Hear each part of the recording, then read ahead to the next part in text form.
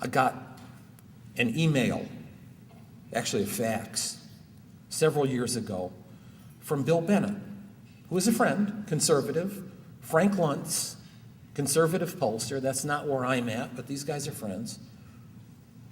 And Bill was releasing something the next day, and he faxed it to me. And the headline in the news release was that Luntz and Bennett did a poll of American college students. And the headline was, American college students do not believe that American culture is inherently superior to the cultures of the rest of the world. And Bill wrote a note, John, you're a pollster. I'd like you to comment on this. And I just took the fax out of the machine. I said, Bill, where is the problem here? John, I like this, P.S. But that's true, and that's what we're seeing. And these kids are networked. Who are your friends? 20 years ago, 10 years ago, my friends, people I hang out with on the weekends, between classes, my coworkers, whatever. Now, I've got a friend in Thailand. My social network involves someone in Brazil. They are genuine global citizens, and it's only going to grow. And I don't know what happens in their 30s and their 40s.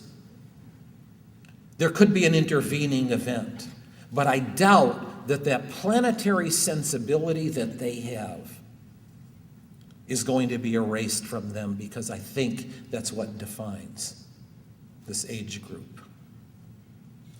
And so now, exclusive to you, don't worry, these are just a few handwritten notes, because Janet told me you're meeting tomorrow, and so this comes under the category, what does any of what you've been talking about have to do with me?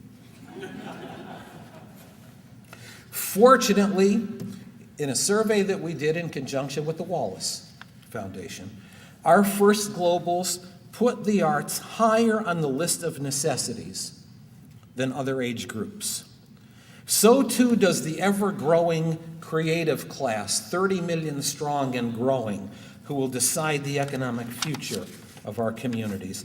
Both groups have shown a great willingness to support the arts in both attendance and financial support.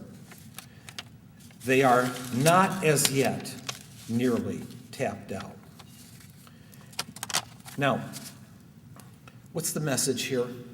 Number one, get them young.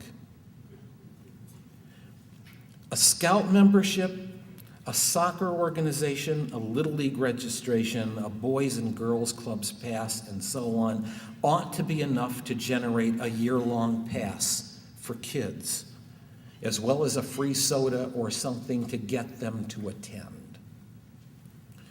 Number two, how are the websites, the Twitters, and the social networks going? Let me just suggest this to you. Social networks among 18 to 29-year-olds and even 30-somethings are growing by the day.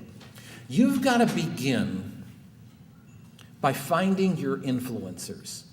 These are the people, the younger people that you see coming through your doors. Don't just think of funders, please. Think of the people coming through your doors.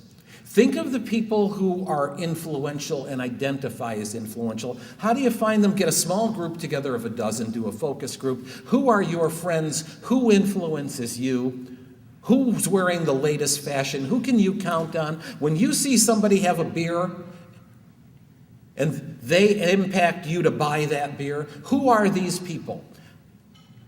What is their email address? Offer them incentives. You would be surprised. An incentive is not $1. In the wonderful book called Crowdsourcing, that should be on your list, the wonderful book called Crowdsourcing, there is so much that is said about finding the influencers and finding their wants, their needs, and how they communicate to each other and with each other. The other book by Rob Walker, Buying In, shows how this networking actually works and shows how a handful of influencers can reverberate into thousands of supporters. Shows how branding can actually work. These young people are immune to a great degree to traditional forms of advertising. They are not immune, however, to networking, especially by influencers among or within their crowd. Define what they want and need. Who do they know? Who and where are their networks? How do they communicate with them? Expand your own networks. Offer networks of influencers sneak previews online. What's the key there? I'm giving you something because you're special that nobody else has. Spread it around. Seed this group, seed, S-E-E-D, with tweets, with videos, and with YouTube. How about the secular spiritualists? We're talking look, I'm not a Pollyanna. I know what's going on. Believe me, I do. God, I live in Utica. I know how tough things can get, all right?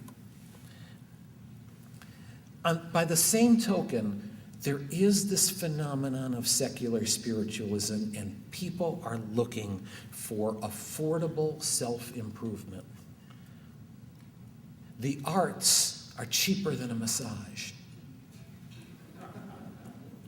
They're less exhausting than the gym.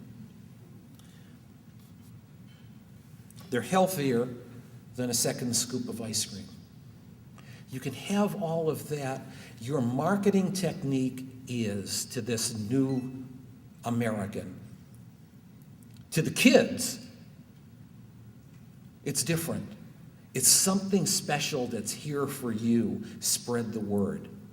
To the secular spiritualists, it's affordable self-improvement. It's a thing to do for the next wave of your life. I hope that helps. Thank you very much.